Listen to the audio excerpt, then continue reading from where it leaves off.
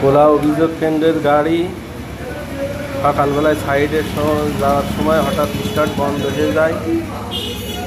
পরে মেকারের কাছে এনে দেখা যায় ক্লাচ প্লেট পুড়ে গেছে, চেইন স্পকেট নষ্ট হয়ে গেছে। পরে এগুলো পরিবর্তনের কাজ চলছে। ভাইরাল খোরশেদ ভাই। হ্যাঁ,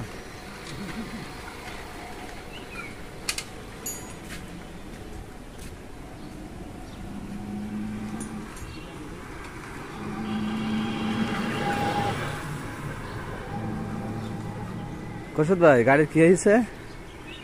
পিছনের চাকা পাংচার হয়ে গেছে, ডাবল স্ট্যান্ডের সমস্যা। ডাবল স্ট্যান্ড লাগাই দিয়ে তো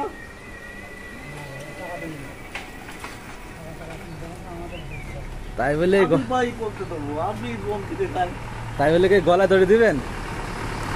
কাজ তো করতে হবে।